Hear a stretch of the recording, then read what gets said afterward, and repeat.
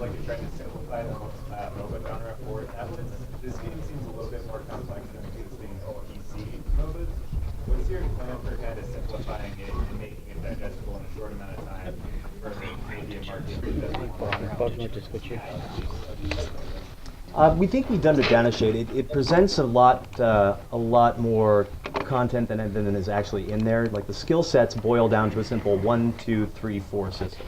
You know, a 1 right now is a 1, a 2 right now is a 2. And it kind of kills 2 birds with 1 stone only because right now that's iterable, that's testable, that's what's, you know, that's a known quantity.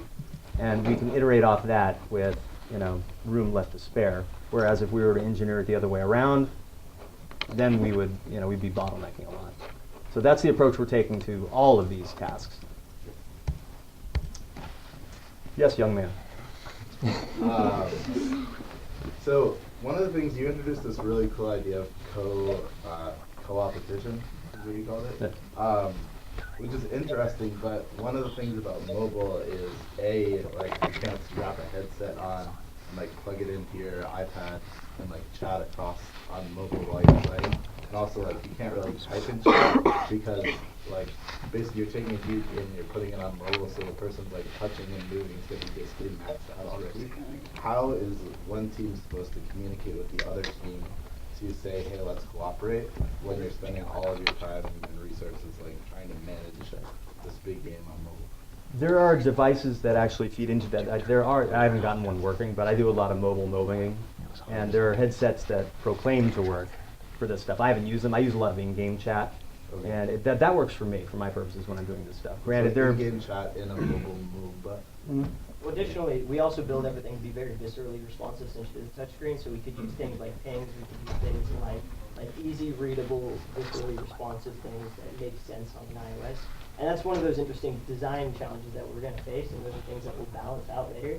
And that's part of why we're excited about the project, is because of questions like that. So thank you. All right, cool. Please.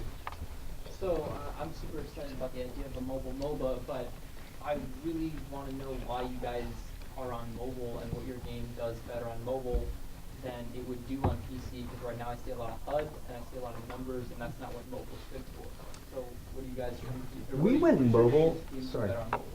We went mobile only because mobile tends to be sort of digestible and captivating at once.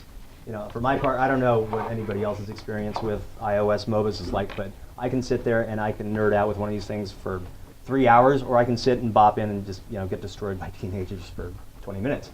So that's really what we're going for. We're trying to harness fans from both camps. So I think if we can design the experience so that it's digestible in a space of 15 minutes, then that's perfect.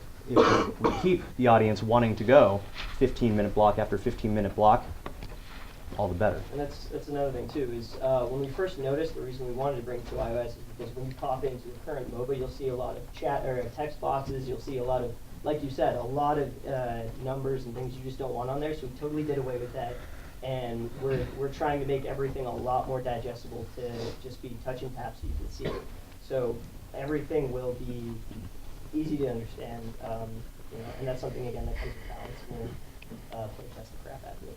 And as far as controls go, I'm actually a pretty hardcore Dota 2 player, and I really like the idea of like with skill shots. Like say if anyone knows Dota, if I'm Pudge and I'm throwing out a hook, the idea of actually being able to swipe to do that hook is really satisfying.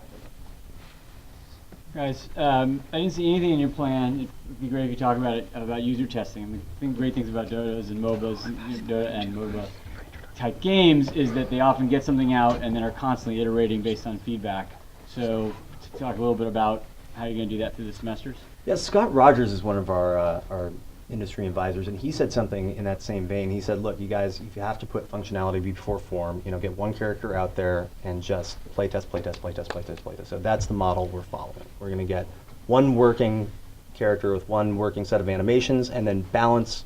Since a 1 is a 1 and a 2 is a 2, then that's the elegance that we can get from a playtesting environment based around that system.